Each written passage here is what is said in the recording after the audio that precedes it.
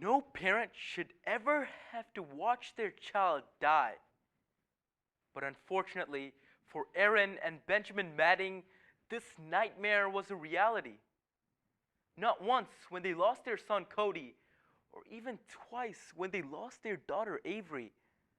But now, they were living through this nightmare for a third time with Isabel, who was recently diagnosed with Lynch syndrome 3, a rare genetic disorder that caused her to develop a stage 3 brain tumor, the size of a golf ball, growing inside her head.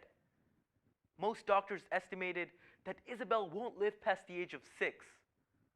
But thanks to a recent breakthrough in modern medicine, Isabel had a chance to avoid the tragic fate of her siblings through the use of gene therapy.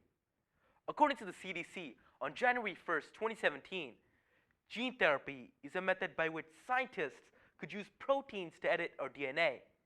Somewhat like correcting spelling mistakes out of a Word document, gene therapy allows doctors to eliminate the mutations that cause genetic disorders and other deadly diseases. Hearing about this fabulous discovery, Aaron and Benjamin felt relieved. Finally, there was a viable solution to save their daughter's life. But even after countless weeks of searching, neither Aaron nor Benjamin could find a clinic willing to conduct the clinical trials necessary to save their daughter's life. They soon discovered from the Business Insider of December 15, 2016, that the US government cut funding for the genetic engineering of the human genome. These budget cuts left hundreds of thousands of children like Isabel hopeless without a cure. And furthermore, left an opportunity for the private sector to capitalize off these tears. That is why today we must discuss the causes, effects, and solutions behind this pervasive conflict in order to ensure millions of children like Isabel the treatment they so rightfully deserve. First, the causes behind why gene therapy has not yet been implemented.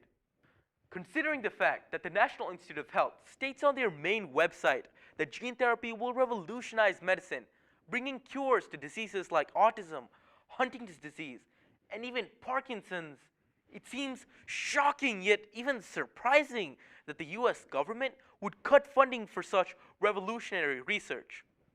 But after reading the Huffington Post article published January 15, 2017, it is evident there are two main causes behind such alarming actions: lobbyists from the private sector and the mass amounts of capital involved. First, let's understand lobbyists from the private sector.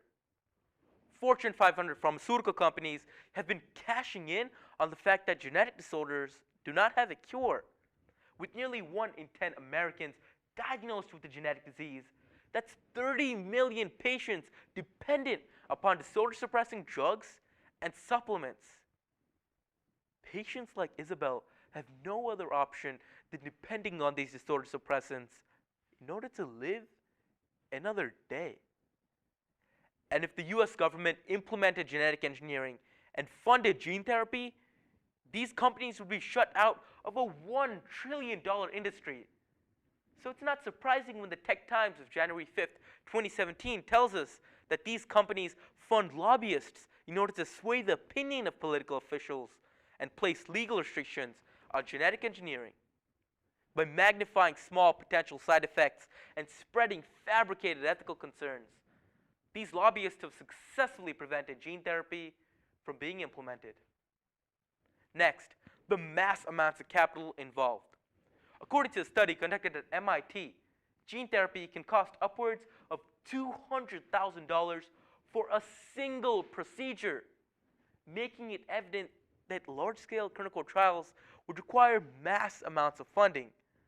Funding the US government is simply not able to provide. That is why when addressing solutions in the near future, we must keep in mind these two causes to truly tackle this problem at its roots. Now that we've addressed the causes behind why gene therapy has not yet been implemented, let's address the effects they impose on society.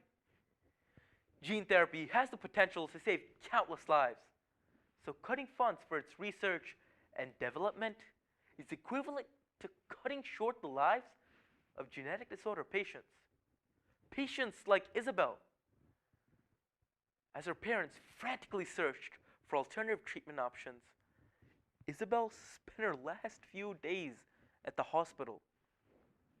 Unfortunately, this past December, Isabel became the third child in the Madding family to die of genetic diseases.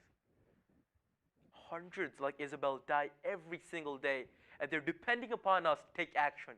They're depending upon us to provide them the cure, the treatment they rightfully deserve.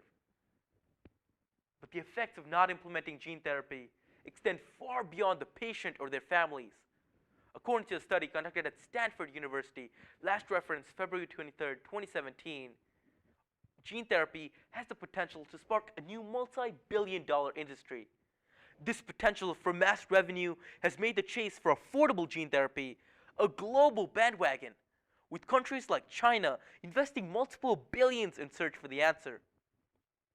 In fact, the lack of proper guidelines and restrictions in such countries has made gene therapy unprecedented, potentially causing patients more harm than benefit. The Chronicle of December 6, 2016 estimates that failed experiments in China have already amassed an amusing loss of 86 human embryos. And even with such devastating results, many have no option than seeking foreign medical treatment.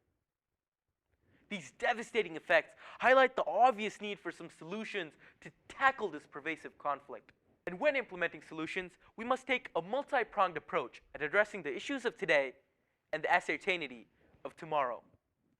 Let's start off by passing back the brochure I've created. Please take a brochure as you leave today. Spread it among your friends.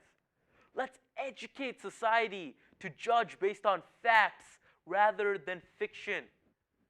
Let's take this action another step in the right direction. As you leave today, I want you to sign your name on the petition in the back of the room. The petition by DoSomething.org encourages large charitable organizations to prioritize their funding from drug research to gene therapy.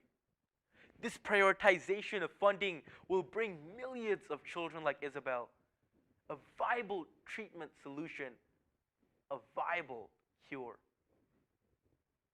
Today, we address the causes, effects, and solutions behind this pervasive conflict in hopes that one day millions of children like Isabel will receive the medical treatment they so rightfully deserve.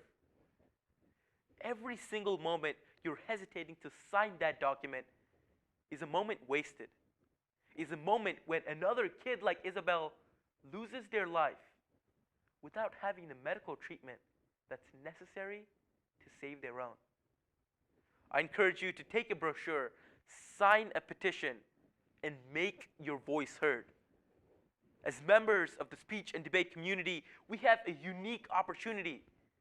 We can use our unique knowledge and skill sets to make our voices heard, our opinions acknowledged.